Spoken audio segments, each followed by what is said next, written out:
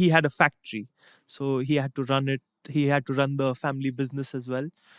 So I think, yeah, he played for about 6 7 seasons. He was in the UK. He played professional snooker for long. But yeah, I think he's the best coach. If anyone wants training in India, you go to him, and he's a lovely person. You can just speak to him once, and he'll just come over. I'll help you out in every way possible. And you are from, is it Delhi or Mumbai, Mumbai? yes. What's Mumbai like? Amazing. I think the best city to live in. Really? Yeah, hundred Tell us a percent. little bit about Mumbai. So, few of our viewers at home have probably never even heard about Mumbai or seen Mumbai or don't know what it's like. There's a lot of TikToks about the food, street food, Yeah. and people putting stuff in their armpit, and people go, "Oh, it's not a nice country. The hygiene is not good." But tell us the other side of India and what's Mumbai like.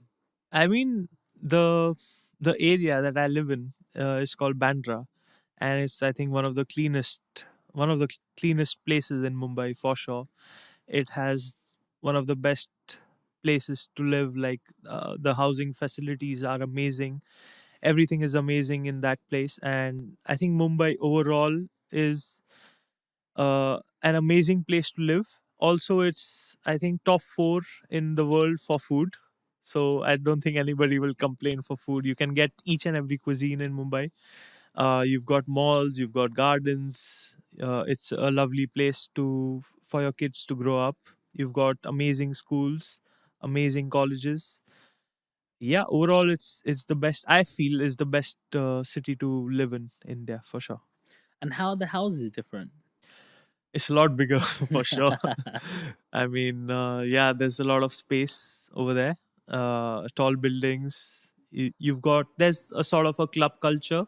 So the club I practice in Mumbai is like just a 10-minute walk from my house. It's called Khar Gymkhana. So there is each and every sport in that club. You name the sport and it's there, and you've got coaches there. You've got you can train over there. You can spar with your fellow players. So it's just amazing. There's so much facilities. Like, Mumbai is one of the places where you've got everything. I mean, if you want to become a sports player, if you want to work in any profession, it's amazing. Mhm. Are the houses expensive in Mumbai? How much Yes, are for they sure. like in English money? So I think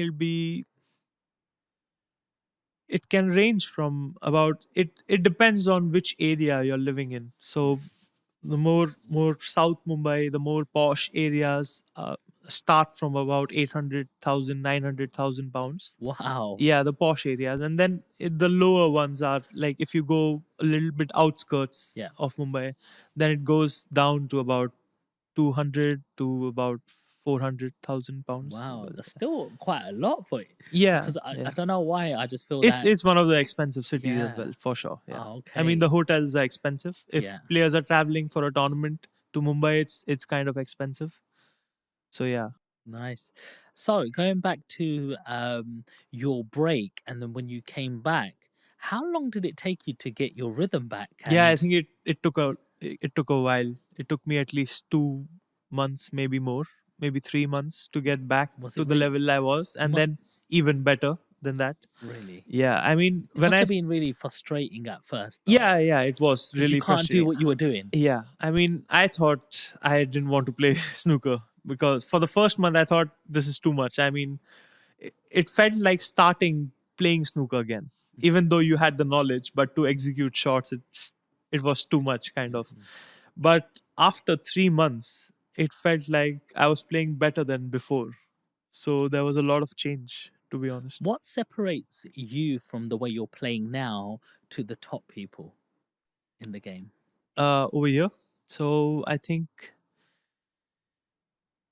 it has to be experience. It has to be a certain level of skill as well involved. But I come from a country where snooker is not that popular. If it was, I'd probably take me lesser time to get much more better at the sport. But yeah, I think a lot of experience playing over here, living over here. I think playing a lot of matches also helps. If you keep winning matches, that means you're playing more matches. That just helps with experience.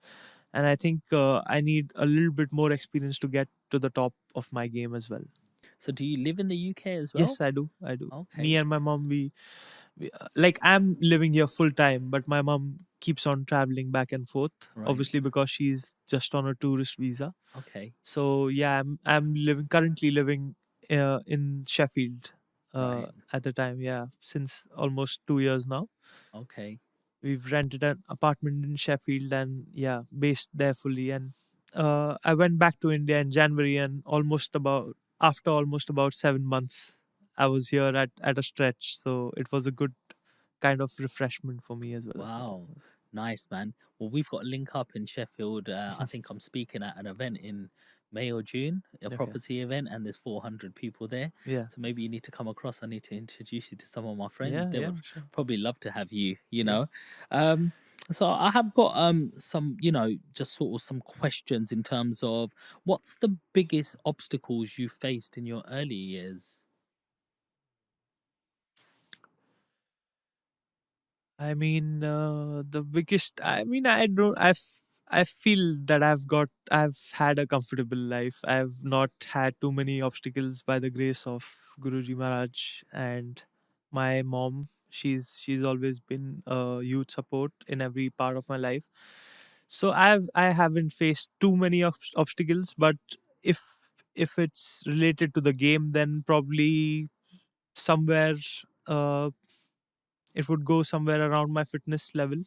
It wasn't the best at all. I was really unfit in 2017 18 when I was gaming. When I had stopped playing snooker, I had got really unfit, and during the COVID years I just focused a lot on physical fitness, as well as getting a personal trainer for myself.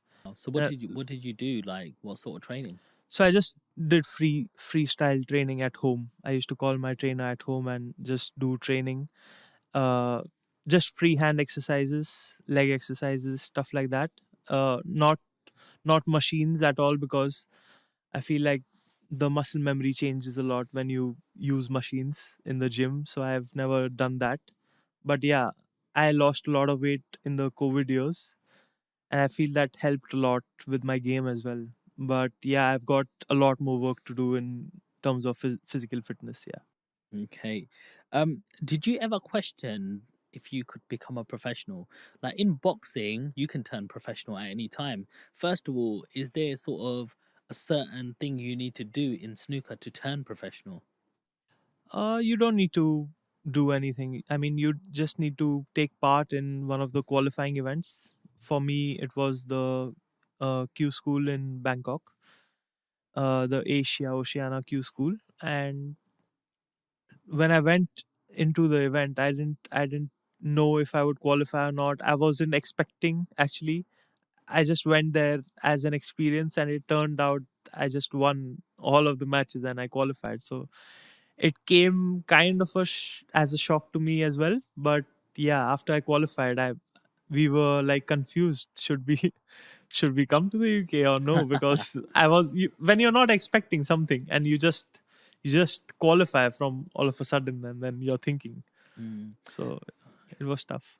When you face like one of the, four times world champion Mark Selby, do you have a strategy on how you're going to beat him? I know you concentrate in your game as well, Hmm. but is there a way that you think I've watched you for years? I know this is your weakness and this is what I need to do? I don't think he's got any weaknesses, to be honest. I mean, for me, he's one of the most complete players in snooker, and I've watched so many of his matches, especially the World Championship finals. So, I mean, I knew that I had to produce something extraordinary or play to the level best to beat him. And I think I did that in the match. And he was also not at the best of his level. So I felt that went hand in hand. So you never feel fear or intimidation by somebody of. No, for sure not. I think that's one of my greatest strengths, is that I don't look at opponents too much and don't feel fear or intimidated by Mm. anyone in the How sport. do you keep calm under pressure? that's just, I feel you just need to learn as you grow older. I feel as many matches you can play, you can just handle pressure, stay calm. Because sometimes early I used to just hurriedly play some shots or make some